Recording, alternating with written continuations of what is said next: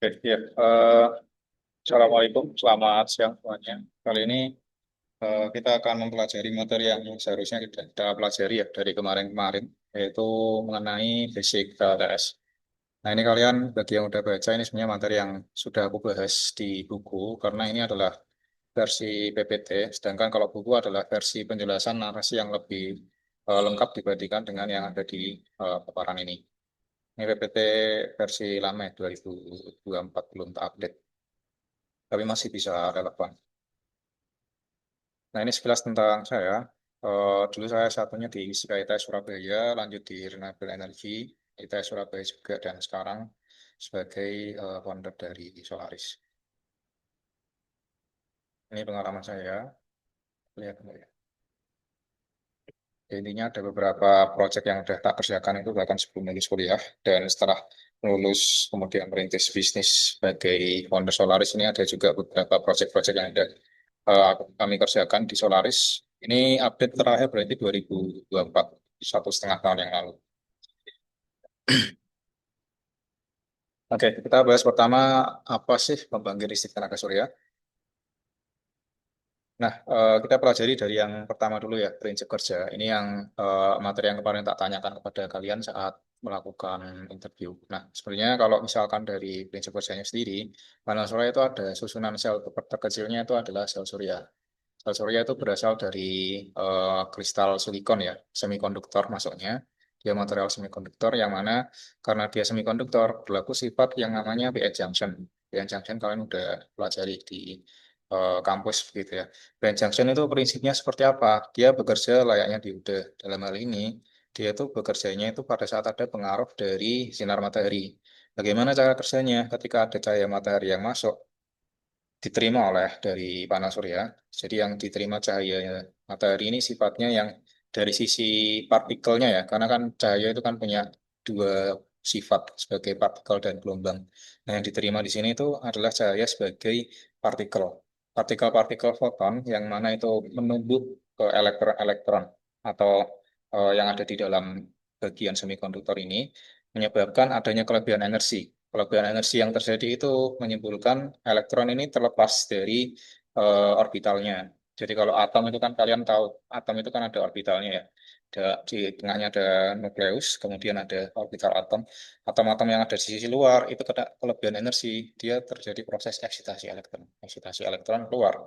Tapi dia kalau nggak keluar, tapi kalau nggak ada tegangan yang berbalik yang bisa menerima, dia akan diam di tempat.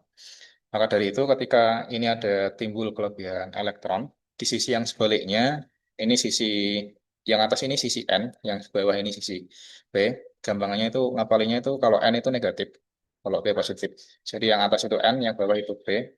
Ini nggak bisa tembus karena ada area depresi yang muncul karena adanya perbedaan medan elektromagnetik. Akhirnya dia nggak bisa lurus. Ini sama kayak dioda.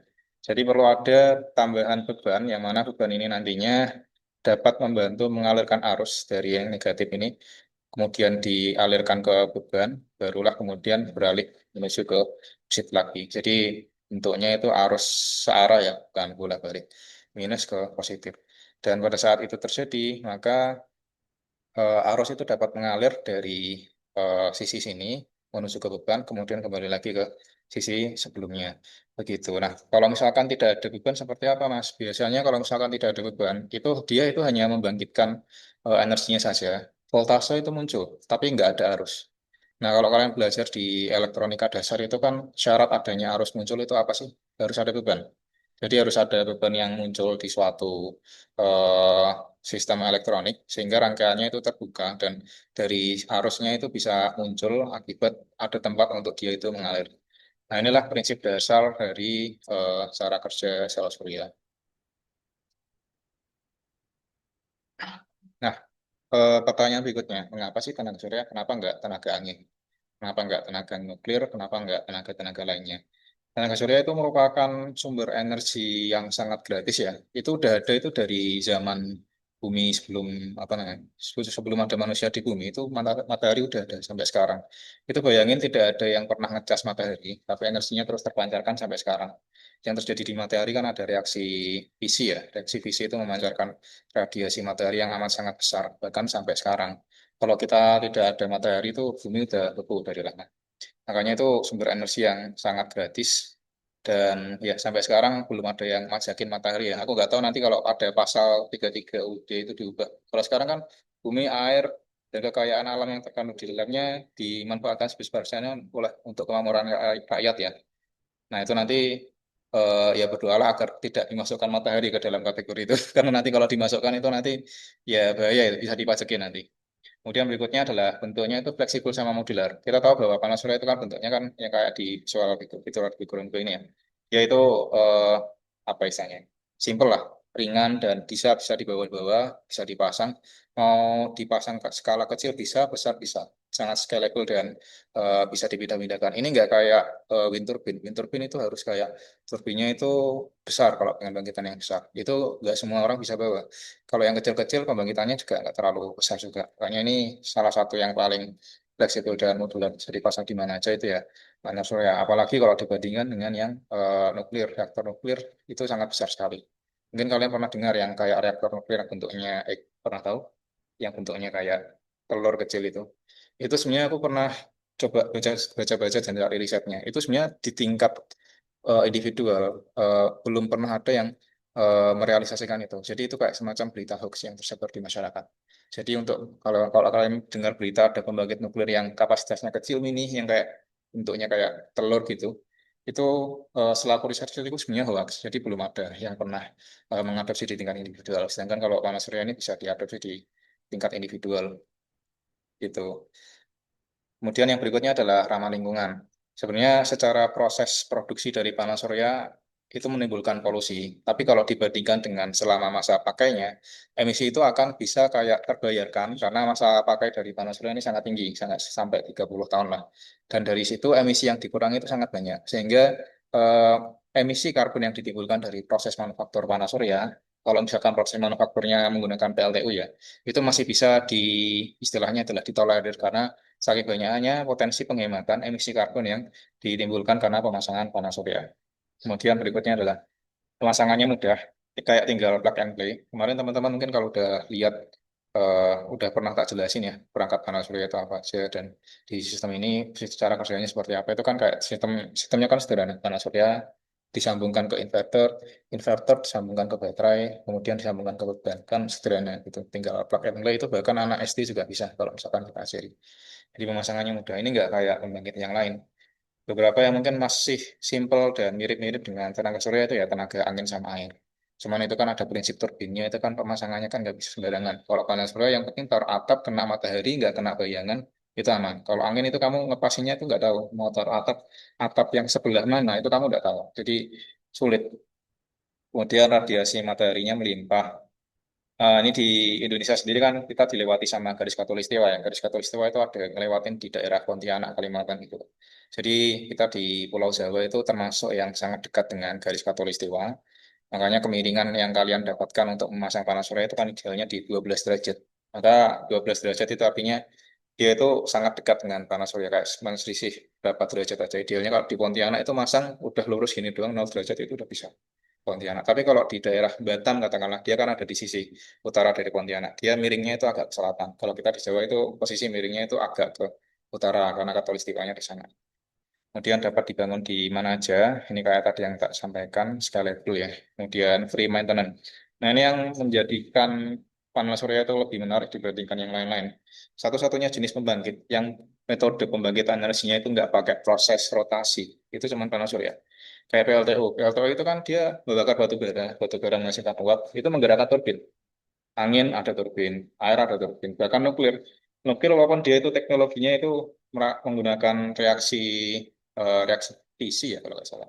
Reaksi fisi di sana itu dia reaksi fusi sorry. Reaksi fusi itu terjadi itu untuk memanaskan air. Lagi-lagi itu nanti untuk memutar turbin gitu. Jadi semua proses kebanyakan pembangkitan listrik itu yang ada sekarang itu kebanyakan itu menggunakan turbin. Ujung-ujungnya ada proses rotasi.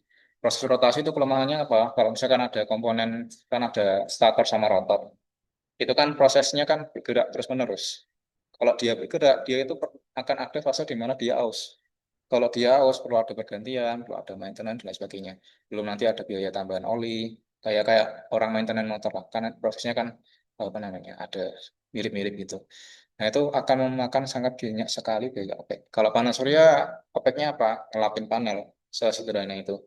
Soalnya kalau ada kerusakan, misalkan dari sisi kabelnya, ada salah pasang, kemudian kekecilan, kebakar, nah itu beda cerita. Tapi kalau selagi pemasangannya eh, bagus, standar, dibandingkan apple to apple antara pembangkit listrik tenaga surya dengan pembangkit listrik lainnya, itu akan sangat lebih murah secara maintenance, lebih murah PLTS dibandingkan dengan yang lain-lain. Begitu. Maka dari itu harga levelized cost of energize atau biaya pembangkitan energi PLTS itu selalu lebih murah dibandingkan dengan pembangkit listrik yang lain-lain. Kecuali batu bara. Batu bara itu karena kalau di Indonesia itu kan disubsidi ya sama pemerintah, itu biaya listriknya itu lebih murah dibandingkan dengan PLTS. Jadi, kalau nggak disubsidi ya masih lebih murah PLTS. Kemudian berikutnya adalah lifetime-nya itu sangat panjang sekali. Ini panjang, kalau misalkan kalian udah searching-searching kemarin di datasheet, baca ya, daftarnya bisa sampai berapa kemarin?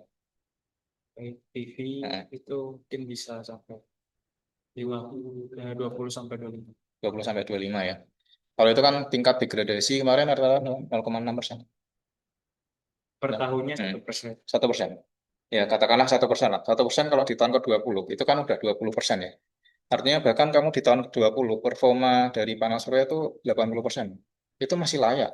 Jadi bisa dibilang ya, kalau 1% per tahun ya, masa aktif panas surya ya kayak 100 tahun nggak sih harusnya. Itu terlalu panjang. Tapi ya istilahnya adalah, gampangnya adalah, ya panas surya itu umurnya sangat panjang sekali. Bahkan sampai degradasinya cuma 1% per tahun. Itu sangat-sangat amat bagus untuk teknologi yang sekarang. Barangkali nanti di tahun-tahun yang akan datang, nanti degradasinya lebih di bawah lagi. Kalau nggak salah tuh seharusnya sekarang udah di angka 0,4%. Kalau yang longi ya, kalau yang lain-lain aku nggak tahu. Rata-rata itu udah 0,4%. Artinya semakin lama itu lifetime dari modul itu semakin lama gitu. Kecuali kamu nyari modul-modul yang modul panas surya yang KW-KW itu biasanya kayak 10 tahun udah mulai rusak, mulai ada apa namanya gangguan kinerja dan lain sebagainya. Tapi secara umum kalau selagi menggunakan produk yang standar ya eh, akan selalu berumur panjang. Nah, berikutnya adalah potensi tenaga surya di Indonesia. Dari berbagai sumber, banyak yang mengatakan potensi tenaga surya itu amat sangat besar sekali. Tapi angka pastinya itu nggak ada yang bisa memastikan berapa. Ada beberapa sumber yang mengatakan 207,8 gigawatt peak, ada yang mengatakan 3.300, ada juga yang mengatakan 2,2 terawatt peak. Itu tergantung semuanya itu dari limitasi penggunaan. Jadi kalau misalkan beberapa sumber yang aku baca, itu ini dari IPTKE ya, ada beberapa yang merujuk ke sini juga itu 3.300. Tapi dari beberapa survei ada yang mengatakan bahkan sampai 2,2 terawatt peak. 2,2 tera itu 2.200 gigawatt peak. Sorry, berarti 20 ini ya, 2,2 tera itu 2000, 200. ya, 2.200 gigawatt peak. Itu kan sangat tinggi sekali. Batasannya di mana sih? Kalau seluruh wilayah di Indonesia, termasuk perairan-perairannya itu digunakan, itu sangat besar sekali. Tapi kan nggak mungkin kita masang panel surya di tengah-tengah laut antara Kalimantan sama Jawa. Itu nggak masuk akal. Makanya ada limitasi-limitasi tertentu kayak mungkin ada kayak 1 kilometer dari garis pantai. Nah itu semuanya dihitung pulau-pulau yang besar-besar ya. Kalau yang kecil-kecil mungkin dilimitasi. Itu mentok di 2,2 terawatt peak gitu. Kalau misalkan lebih kecil lagi, mungkin hanya pulau-pulau atau daratannya aja yang dihitung, itu di 3.300 gigawatt peak. Gitu. Nah, ini dibandingkan dengan potensi pembangkitan yang lain-lain ya. Ini tenaga surya itu paling overpower di 3.200 gigawatt peak kalau merujuk ke referensi ini. Kalau hydro itu di 95, bioenergi itu di 57, tenaga angin 155, ini lumayan gede. Tapi kalau tenaga angin ini kebanyakan hanya ada di pesisir. Ini teman-teman teknik elektro kemarin udah survei ya di pakai windy.com.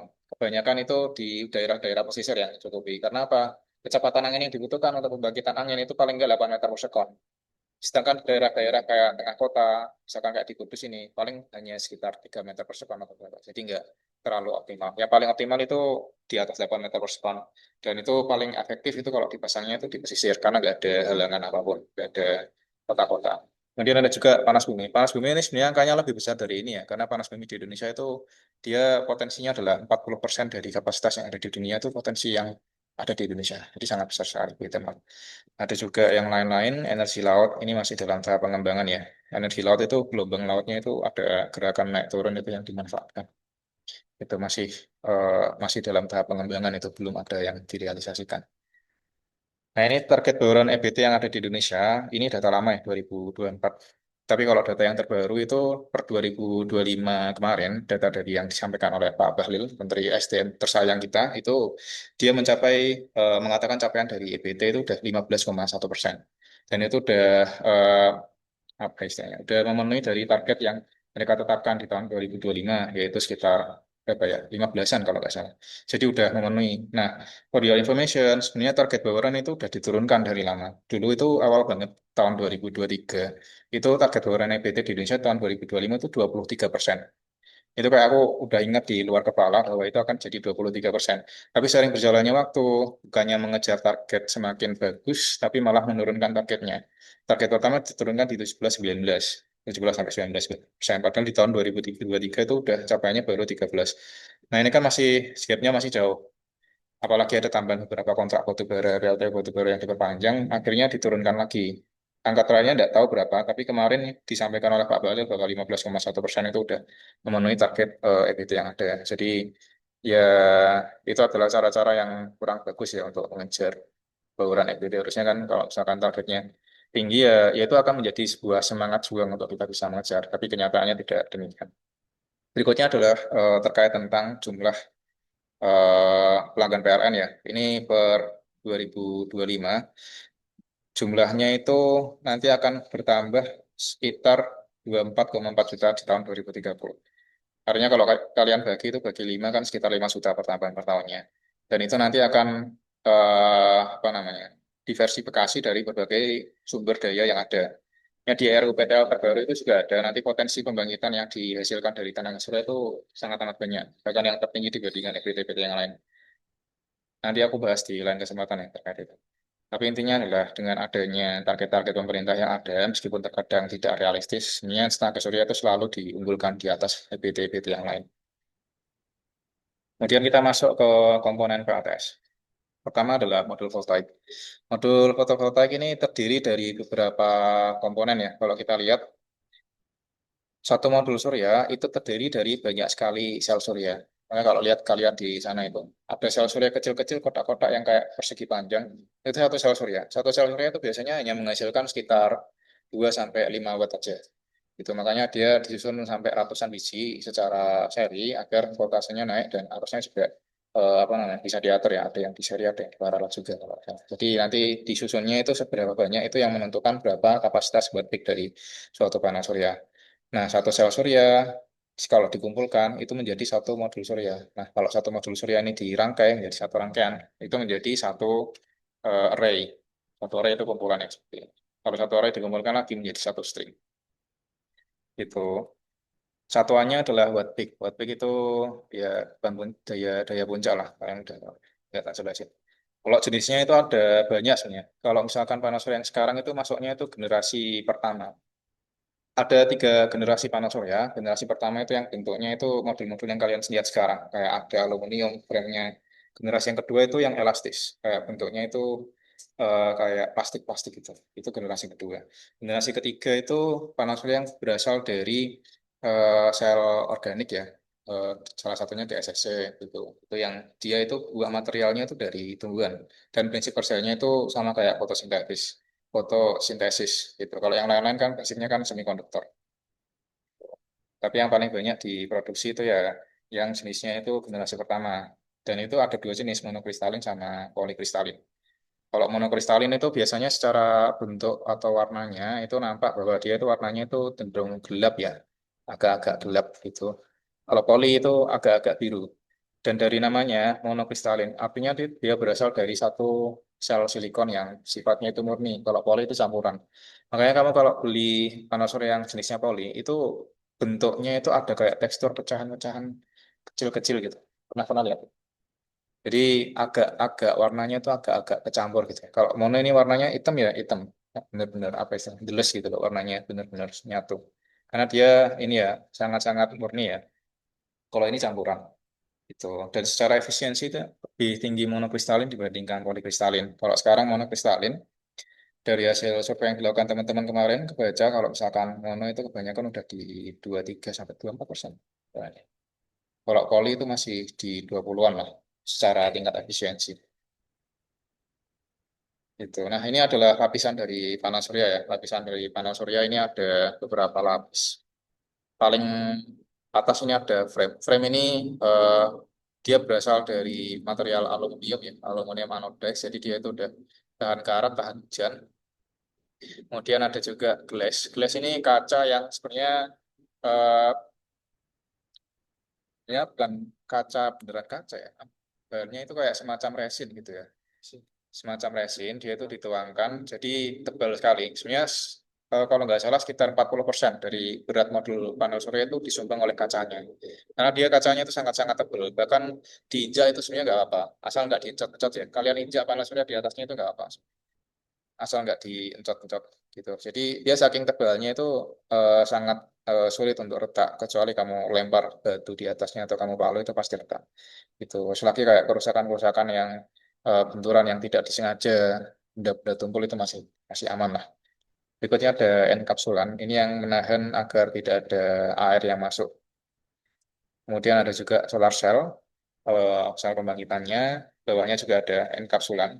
Enkapsulan ini ya fungsinya kayak yang di atas ya, agar airnya nggak ada yang masuk.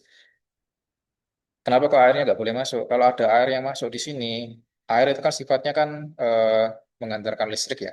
Nanti dia akan menimbulkan konslet. Kalau ada konslet nanti ada arus di sini loncat ke sini. Nanti kalau misalkan itu dibiarkan, konslet itu bisa membakar panas surya. Jadi satu sel begitu terbakar.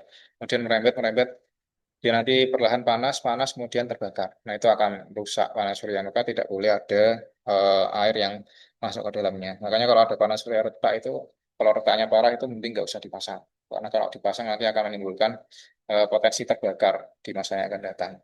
Yang terakhir adalah backseat. Backseat ini yang warnanya putih. Kalau kalian dilihat di panas surya itu ada belakangnya ada warnanya putih.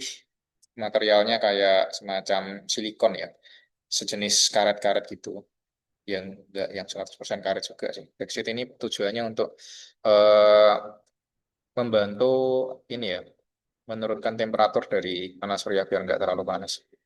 Nah, yang terakhir adalah junction box. Junction box ini dia itu untuk keluaran dari panas surya disambungkan ke ini ya, komponen-komponen itu. Jadi di sini ada output dari panel suryanya, ada plus sama min, ada juga diode. Diode di situ fungsinya itu untuk nge-bypass kalau misalkan di sini kena bayangan panel suryanya nggak maksimal. Kalau misalkan ada satu panel surya nggak maksimal, itu seluruh rangkaian satu string itu kerjanya juga ikutan nggak maksimal. Makanya terkadang ada diode di sini tuh membantu ketika ini dideteksi tidak maksimal, dia akan nge-bypass dari rangkaian satunya, loncat ke sini langsung masuk ke panel satunya. Jadi yang panel suryanya nggak dipakai gitu, langsung loncat ke sisi satunya. Nah ini ada dua konfigurasi panel surya ya. Ya ini hubung gercep sih. Pertama ada konfigurasi seri, yang kedua paralel. Kalau konfigurasi seri ya voltasenya yang ditambah. V1, V2, V3, V4. Misalkan ada 50 ya kali 4. Jadi V totalnya itu 200 gitu. Kalau misalkan ampernya gimana? Ampernya ikut kalau 10 ampere 10 ampere semua. Bedanya dengan paralel, para paralel itu voltasenya itu sama dari awal sampai akhir. Tapi kalau dari segi arusnya ini yang di total. Jadi misalkan ini 50 volt ya 50 volt semua outputnya. Kemudian kalau ini 10 ampere ya kali 4, 40 ampere outputnya. Maka dari itu di sini nanti output kepada inverternya itu akan berbeda-beda. Konfigurasi dari panel surya ini penting untuk kamu itu menyusun suatu rangkaian yang nanti dicocokkan sama inverter. Karena inverter itu kan kadang speknya beda-beda. Ada yang cukupnya voltasenya 200, ada juga yang cukupnya voltasenya itu 100. Gitu. Maka dari itu penting dalam menyusun konfigurasi seri atau paralelnya panel surya agar itu nanti kompatibel dengan inverter yang kamu gunakan. Sebagai contoh, inverter dan yang tak pasang ini, dia voltasenya itu nggak kuat tinggi. Gitu. Makanya aku susunnya itu paralel. Agar apa? Arusnya yang tinggi. Tapi kalau aku pakainya inverter ICA solar itu dia voltasenya bisa tinggi. Makanya aku berani nyusun seri itu. Itu contoh kecil. Nanti kalian akan belajar lebih lanjut. Ya, selanjutnya ada salah satu komponen yang sering digunakan untuk batas off-grid ya, namanya adalah solar charger controller. Solar charger controller ini ada dua jenis. Yang pertama adalah PWM, yang kedua adalah MPPT. PWM itu full speed modulation ya. Ini ya kalian pernah belajar PWM ada praktikum kan ya? Iya. Yang prinsipnya itu gini-gini, 80%, 20%. Ini juga sama. Prinsipnya dia itu akan eh, istilahnya adalah ada tegangan dari panel surya katakanlah 14 watt. 14 watt itu akan dipaksa turun mengikuti tegangan yang ada di baterai. Maka dari itu ada loss daya yang akibat dari penurunan dari voltase misalkan 14 ke 12 yang mana itu menjadi kerugian yang disebabkan oleh adanya BWM. Maka dari itu dibuatlah SCC yang lebih advance yaitu MPPT. Kalau MPPT ini dia mengatur kan kalau kalian tahu di panel surya itu kan ada kurva arus dan voltase ya, yang bentuknya itu kayak gini. Kurva arus sama voltase. Dia itu akan menyesuaikan titik tertinggi kombinasi antara voltase dan arus yang paling tinggi itu di mana. Dia itu akan geser. Jadi benar-benar voltasenya itu digeser agar apa? Agar total daya yang dihasilkan itu lebih maksimal. Jadi secara efisiensi itu lebih maksimal. Apa yang tak koordinasi?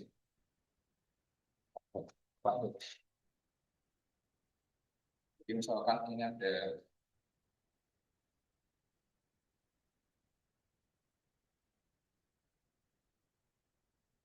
Nah, biasanya itu kalau saya ada lokasinya, nah, yang paling optimal itu di sini. Nah, terkadang kan dalam realisasinya kan, terkadang kan dalam realisasinya kan, kamu nggak akan mendapatkan voltase yang persis di sini gitu, nggak akan dapat persis di sini. Nah, mungkin dapatnya nanti agak-agak di sini katakanlah. Nah, ketika dia dapat di sini, dia nanti akan harusnya kan ada di sini ya, di ini garis, tapi anggaplah itu.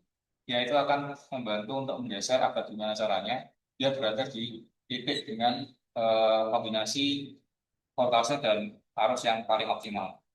Dan nanti dia itu bisa di sini. Itu dia bisa lakukan. Jadi untuk cara kerja dari MPPT itu lebih advance. Kalau BWM itu kan dia hanya sekedar menurunkan, misalkan baterainya itu 13 volt, akan dari baterainya 13 volt. Tapi dari PV dia itu 15. Katakan ini magnet volt ampere. Nah ini kan harusnya kan 45 watt. Tapi kalau diturunkan ke sini 13 watt ini juga dikalikan juga ampere. Jadi cuma 39. Nah ini kan kalau kamu kulangi kan ada 6 kan. Nah ini rugi daya yang disebabkan oleh penggunaan MPPT. Tapi kalau misalkan pakai BBM, tapi kalau misalkan pakainya ya MPPT kerugian dayanya itu nggak sampai sebesar itu.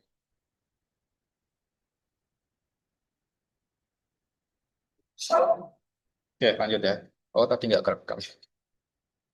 Berikutnya ada solar inverter. Nah, ini yang kalian pelajari kemarin, solar inverter yang tak masuk di sini itu mirip yang tak pasang ya. Ada banyak sekali merek. Ini fungsinya itu lebih advance. Kalau yang tadi SCC itu kan dia hanya berfungsi untuk mengatur kapan charger dilakukan untuk baterai, kapan harus charging, kapan discharging, itu dia ngatur. Tapi tujuan utamanya adalah untuk menjaga kesehatan baterai. Soalnya kadang panel surya ini kalau nggak dikasih controller, dia akan selalu ngecas. Padahal terkadang baterai itu udah penuh gitu katakanlah jam 12 itu udah penuh, tapi dia masih terus ngecas. Makanya perlu ada controller ini buat ngatur kapan proses chargingnya itu dihentikan agar apa kesehatan baterainya ini lebih tahan lama gitu. Kemudian kalau ini dia itu fiturnya itu gabungan antara inverter biasa sama SCC. Jadi karena nama inverter dia juga berfungsi sebagai pengubah arus dari DC ke AC. Karena kan arus dari panas surya ini kan jenisnya kan DC ya. Sedangkan arus-arus peralatan elektronik di rumah kita itu kebanyakan itu jenisnya itu AC. Maka dia berfungsi sebagai eh, inverter, pengubah arus DC ke AC. Ada juga fungsi sebagai SCC, yaitu eh, udah built-in di dalamnya, itu bisa ngatur kapan ngecas dan kapan di-charging. Gitu. Kemudian ada juga kontrol sistem input sama output. Nah, ini adalah kecerdasan dari inverter hybrid ya. Jadi fungsinya itu sangat vital sebagai otak dan juga jantung sistem PLTS. Karena dia tahu kapan harus menggunakan panas surya, kapan harus menggunakan PLN, dan dari dua itu tadi juga bisa diatur kapan itu nanti dikonfigurasikan untuk menyuplai beban, kapan digunakan untuk ngecas baterai. Itu yang ngatur itu dari inverter. Jadi dia itu fungsi sebagai otak dan juga jantung ke atas. Jenisnya ada tiga, yaitu adalah inverter off-grid ya, ada juga inverter on-grid sama eh, ini contoh UPS. Sebenarnya sama sih. Kalau secara jenis ada tiga, on-grid, off-grid, sama hybrid. Kalau on-grid itu yang dia bisa berhubung dengan jaringan secara langsung ya, secara paralel. Artinya misalkan dari PLN kamu sambungkan masuk ke inverter, itu nanti output dari panel surya yang ke inverter itu juga akan melalui jalur yang sama dengan masuknya PLN. Jadi satu jalur. Kalau hybrid itu ada dua jalur, ada masuk sendiri dari PLN, ada output sendiri masukkan ke beban. Gitu. Kalau off-grid ini terpisah, dia nggak ada masukan dari PLN sama sekali. Itu. Ini contohnya, ini contoh inverter hybrid atau off-grid ya, mereknya Kenika. Kalau yang ini Blowet on-grid, yang ini uninterruptible power supply atau UPS ini biasanya buat server. Sebenarnya pada prinsipnya terkadang dia lebih mirip inverter hybrid gitu. Tapi kadang yang desain yang seperti ini, dia itu khusus yang tidak ada kedip sama sekali. Karena server itu kan nggak boleh mati ya.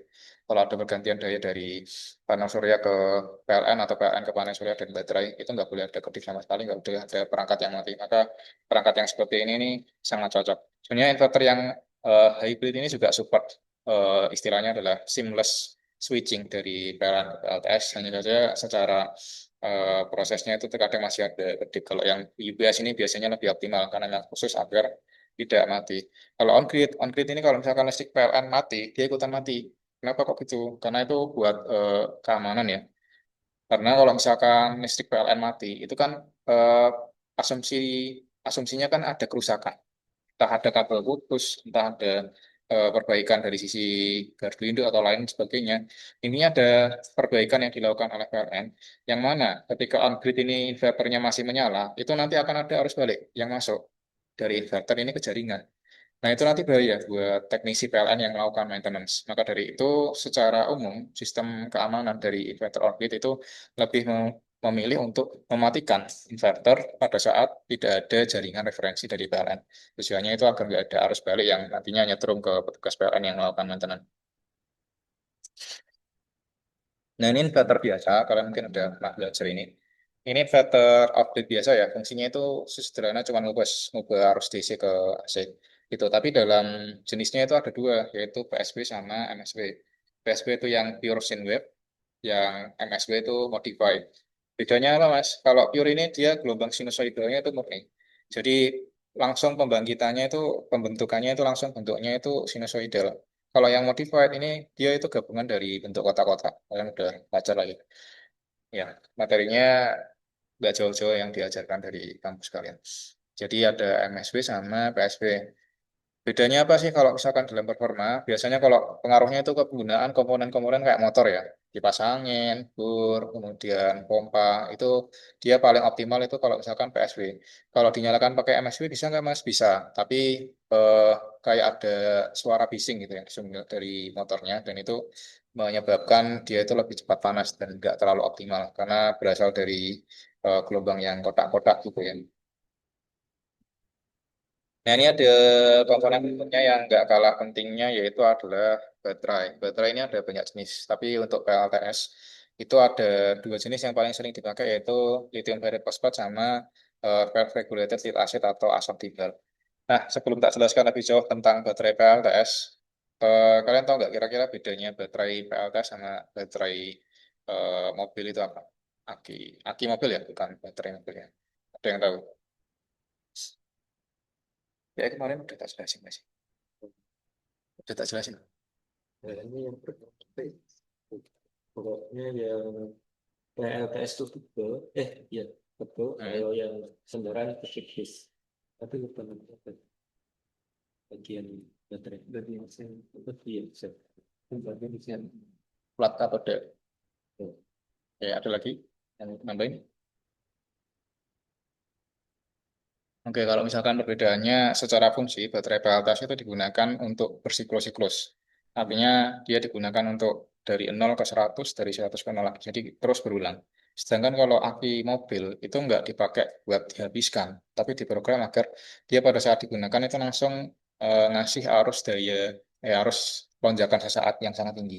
Itu yang menyebabkan secara desain itu berbeda. Kalau dari baterai panas surya itu plat tembaga atau anodanya itu tebal, makanya dia itu bisa digunakan bersiklus-siklus. Tapi kalau yang aki mobil itu lebih tipis, tujuannya karena hanya untuk mensupport lonjakan awal sesaat yang sangat tinggi. Karena fungsi utama dari aki mobil itu kan buat starter awal gitu. Maka secara prinsipnya juga berbeda gitu. Tapi apakah bisa digunakan aki mobil buat PLTS? Jawabannya bisa. Karena kan pada prinsipnya kan aki kan buat ngecas, buat nyimpan arus ya.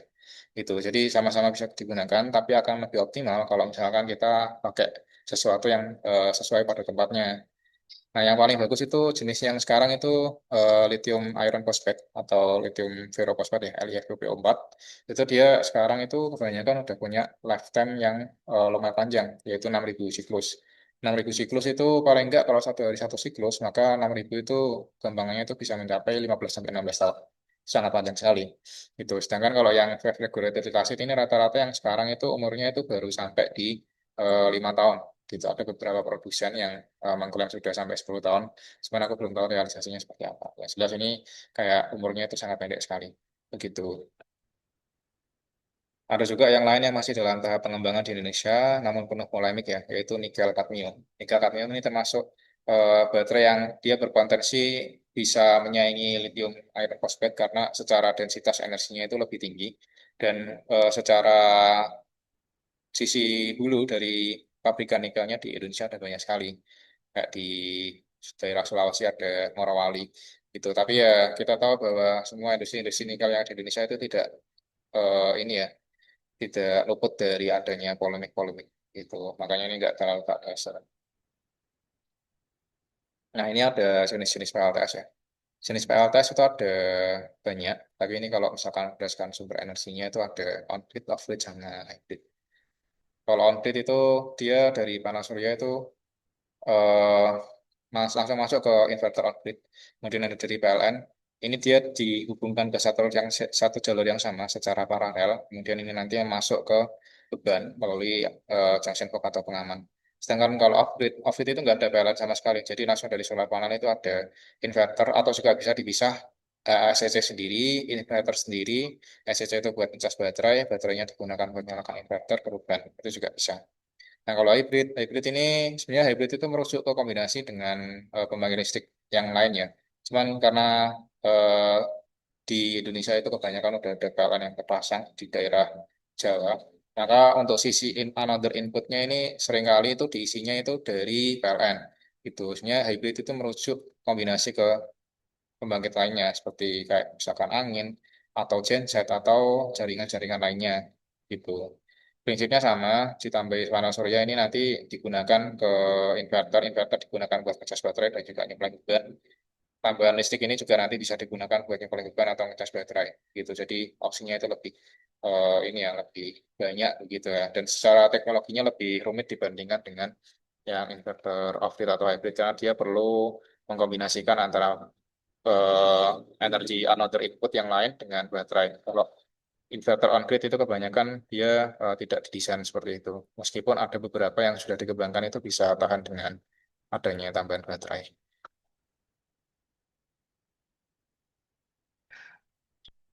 Berikutnya secara lokasi pemasangan ya ada empatnya lima sih, tapi yang paling populer ini. Yang pertama ada rooftop ini di atas atap, entah itu rumah, pabrik dan lain sebagainya ada standalone diri sendiri.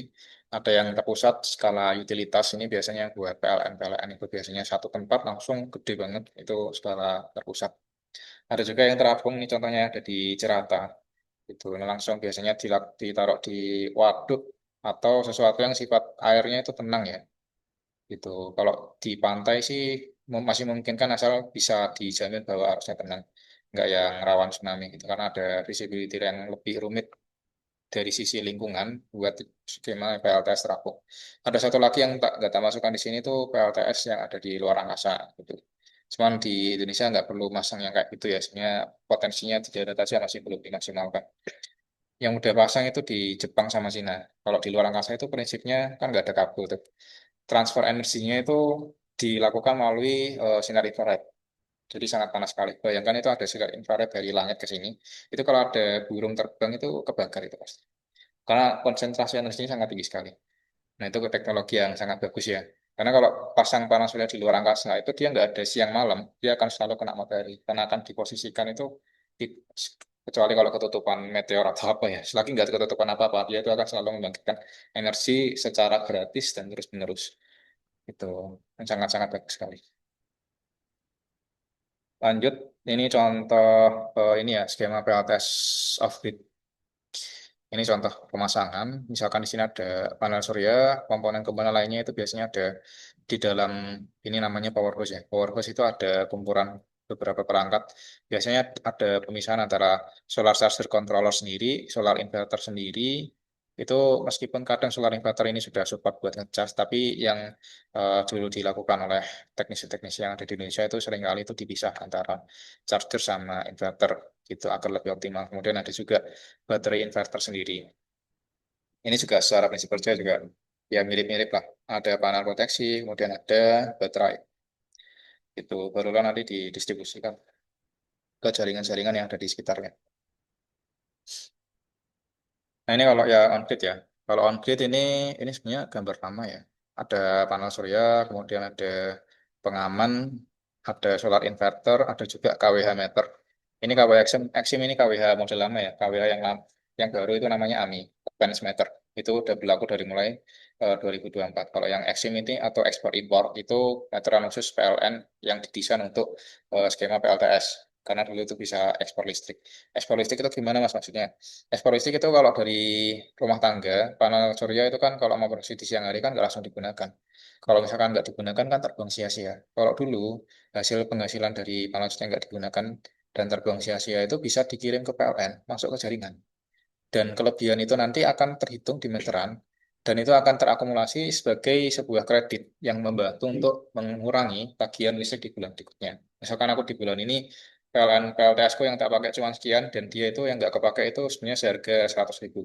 Nah itu 100.000 itu nanti akan dikreditkan di bulan berikutnya. Jadi aku kalau beli listrik 200.000 di bulan berikutnya ya masuknya 300 itu. Itu berlaku. Tapi dampaknya apa? PLN-nya nggak bengok. Jadi PLN itu tidak ini ya, tidak terlalu suka ada banyak sekali injek jaringan. Meskipun pada kenyataannya di data yang disampaikan oleh Kementerian SDM di tahun 2024 lalu itu menyampaikan bahwa injek listrik ekspor dari PLTS yang masuk ke jaringan itu hanya sekitar 1% dari seluruh PLTS atap yang dipasang di skala residensial. Artinya sangat kecil sekali begitu. Dan sekarang kebijakannya udah berubah. Jadi kalau dulu itu diatur di Permen STM nomor 26 tahun 2021, yang sekarang itu Permen STM nomor 2 tahun 2024. Udah nggak ada skema ekspor impor. Semua pemasangan listrik itu menggunakan menggunakan PLTS pemasangan untuk PLTS atau menggunakan KWH namanya advance meter itu nggak ada ekspor impor. Jadi ya kalau misalkan nggak ada ya mubadir atau mungkin masuk ke PLN tapi sifatnya itu disedekahkan.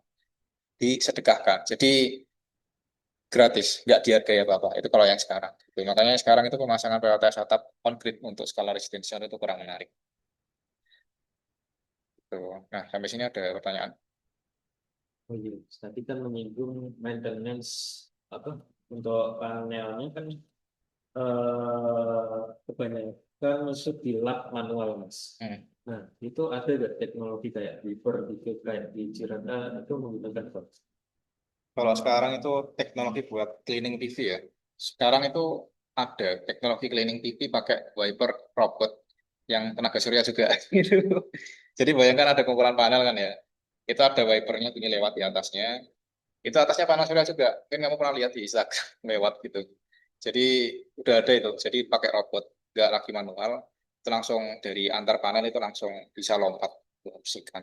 Itu kalau buat skala utilitas yang kayak langsung 1 mega itu cocok. Tuh. Tapi kalau kamu pasangnya kecil nih kayak cuman 2000 watt, kamu pasang itu ya rugi lah. Ya mending dibal sendiri gitu. Jadi sudah ada teknologinya. Itu yang paling advance. Ada juga yang nggak pakai tenaga surya yang manual nih kayak semprotan otomatis itu juga ada. Semprotan otomatis itu dari atas ke bawah yang panas saya ini ada semacam keran atau semprotan di atasnya. Udah itu ada pakai IoT lah yang ala-ala Arduino itu kan bisa nyemprot-semprot sendiri kalau misalkan di musim kemarau itu juga ada. Itu gimana Raffi? Bagus. Oke. Yang lain ada pertanyaan dari Deva, Leo, Cindy. kalau izin tanya, Hmm. ya tadi kan mengandung panas surya terapung itu. Kok aku ngeliat di Indonesia kayaknya belum banyak yang panas surya terapung. Itu panas surya terapung tuh dengan panas surya yang biasa bedanya apa sih Mas? Dia kok bisa gitu terapung di air, dan kelebihan dan kekurangan dari panas surya terapung itu apa? Sama dari panas surya terapung pun dia ada dampak ke airnya nggak sih? Karena kan dia nutupin airnya gitu. Oh iya ya, ini pertanyaan bagus nih.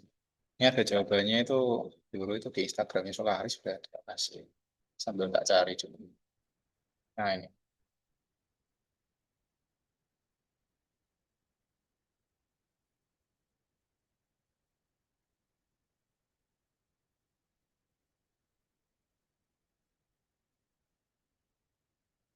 oh tulisannya kurang jelas gitu.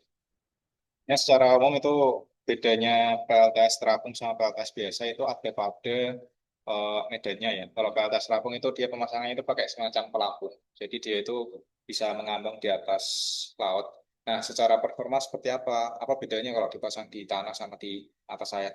Kalau di tanah itu dia itu tidak membantu mengurangi ini ya suhu yang ada di bawah panas surya. Sedangkan kalau di atas air itu permukaan air itu membantu menurunkan suhu yang ada di bawah permukaan panas surya. Jadi panas surya itu dia punya rentang suhu optimal. Kalau kalian kemarin baca di datasheet, rentang suhu optimal itu bisa tercapai dan semakin mudah tercapai kalau bawahnya itu bisa membantu menurunkan suhu. Salah satu medium yang paling bisa digunakan itu adalah air.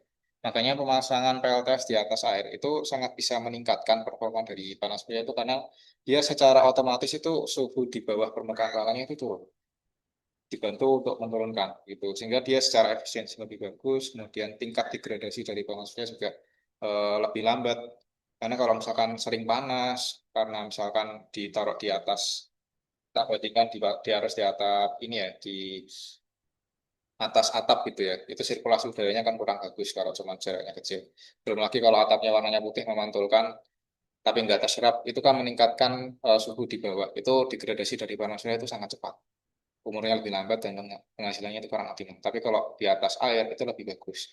Nah, pertanyaan yang menarik berikutnya adalah yang tadi disampaikan oleh dampak. Dampaknya apa sih kepada ekosistem yang ada di bawahnya?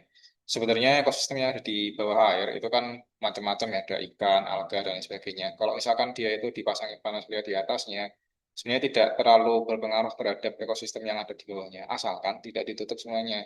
Makanya kan dari Kementerian Lingkungan itu kan menganjurkan pemasangan PLTS itu kan hanya boleh dipasang 20% dari luasan waduk. Kalau nggak salah ya, nanti coba cari aja. Itu 20% aja maksimal dari luas waduk yang ada. Itu ditujukan agar seluruh waduk itu ada satu ekosistem tersendiri, itu agar tidak terganggu. Toleransi minimal yang dianjurkan atau diperbolehkan itu hanya 20% aja. Gitu. Selebihnya dari itu mungkin akan mengganggu ekosistem.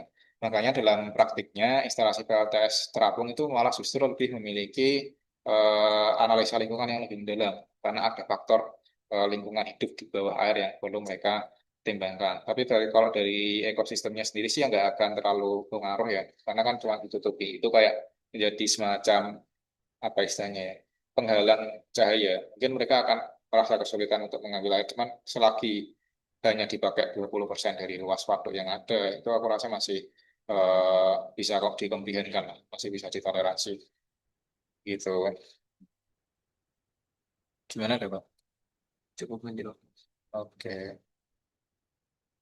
Ada Ada sih lagi? bertanya Mas. Tadi kan yang terkait dengan terapung itu efisiensinya tambah. Tapi kalau dalam segi mekanisnya itu mountingnya tuh ribet gak Mas? Biar bisa jadi terapung itu. Iya, ribet sekali. Gimana?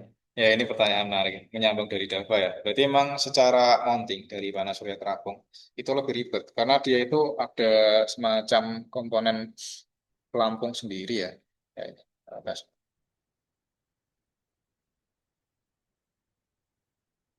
Coba saya minta lagi sana. Jadi dia itu nggak hanya sebatas apa istilahnya, dudukan panel aja, ya, tapi ada komponen-komponen yang disambungkan. Nah ini sebenarnya plastik, tapi dalam produksinya tidak boleh plastik-plastik yang baru. Jadi ini plastik yang biodegradable. Ya namanya ya energi hijau itu kan nggak boleh mengandung plastik-plastik yang apa namanya tidak bisa di biodegradable ya. Jadi ini kebanyakan itu materialnya itu dari plastik yang biodegradable. Dan ini lumayan mahal gitu. Ini kan buat jalan juga iya, buat menopang agar panas surya ini bisa berdiri juga iya. Jadi ini lumayan pelampung-pelampungnya ini lumayan apa namanya lumayan mahal lah dari segi mounting. Jadi ibaratnya kamu mau pasang di sini tuh kayak ibarat kamu masang PLTS di tanah tapi ditambah pelampung. Jadi harganya itu sangat tinggi sekali. Belum lagi ini kan nanti ada jangkarnya juga sudah ada kalau harus gitu. Dan secara maintenance itu lebih sulit karena kayak orang itu harus lewat kapal apa pakai kapal dulu ke tengah. Kemudian di sini ngelapinnya satu-satu. Ini kan kamu nggak mungkin ngelapin ini pakai air laut kan. Jadi pakainya itu air ya. Ya itu yang sulit kalau masangnya di laut. Kalau misalkan kamu masangnya di waduk sih masih bisa karena airnya air tawar. Bisa langsung kayak kamu celupkan di sampingnya, kamu belokkan. Bisa. Tapi kalau enggak ya kamu harus bawa keran dari jauh gitu ya. Atau biasanya kalau yang buat water piping itu udah didesain ada water pipe di sekitarnya. Jadi kalau maintenance itu tinggal nyolok keran, kemudian semprot-semprot gitu bisa. Jadi secara pemasangan itu lebih mahal. Nanti kamu bisa searching juga sih, sebenarnya di Tokopedia mungkin ada ya, mounting khusus buat pelampung gitu. Dan harganya mungkin nggak murah. Oke, ada lagi Leo? Kalau ini mas, waktu itu kan di waduk kan. Nah, bisa ada orang yang pengen mungkin skalanya perumahan atau industri mungkin, tapi kalau nyari waduk kan berarti harus nyari di waduk. Nah, kalau misal dari mereka bikin aja kayak semacam Kolam ikan. ya punya sendiri rasa, karena kan mungkin secara efisiensi lumayan tuh. Hmm. Pernah ke mas yang kayak gitu? Dulu aku terakhir masang yang kayak gitu tuh di Jogja ya, buat apa namanya, buat perikanan. Tapi kayak cuman dua panel itu tak taruh di atas waduk, bukan waduk ya, kolam apa, kolam ikan, ikan nila gitu. Ya itu aku belum uji performa rasio dan tingkat degradasi sih. Cuman itu ya harusnya lebih bisa menurunkan apa namanya tingkat degradasi panas dan meningkatkan performa gitu. Itu bisa-bisa aja. Jadi itu apa namanya ide yang menarik. Cuman aku belum pernah eh, coba untuk mengukur ya secara tingkat efisiensinya dibandingkan dengan pemasangan yang biasa seperti apa. Tuh. Ada lagi yang lain? Oh, nanti. Hmm. Apa tuh? Tapi semua produksi itu kan tadi dari Beijing. Hmm. Beijing kan berarti tujuan untuk membantu menurunkan temperatur panas surya. Hmm. Nah, misal ada kemungkinan nggak sih Beijing itu tuh rusak? Terus kalau ada kemungkinan rusak itu disebabkan apa? Oke. Ini pertanyaan menarik. Backseat. Backseat itu kan dia materialnya itu kan kayak semacam apa ya? Material kayak ya karet ya kayak silikon gitu. Nah kalau misalkan dia itu kemungkinan rusak itu ada.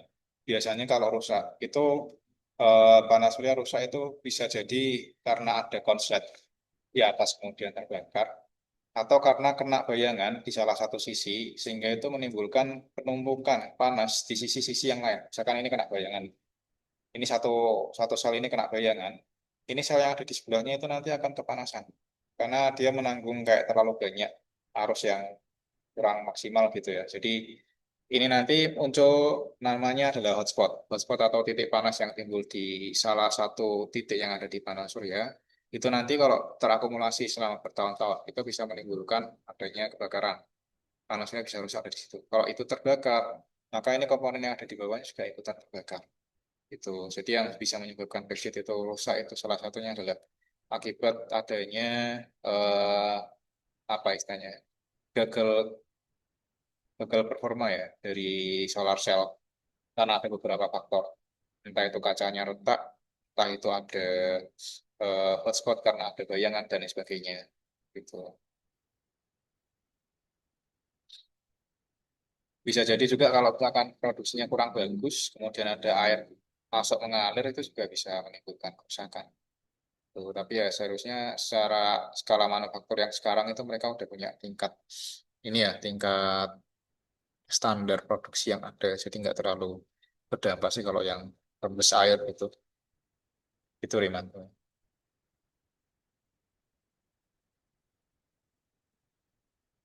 Ada lagi dari Cindy? Oh ya.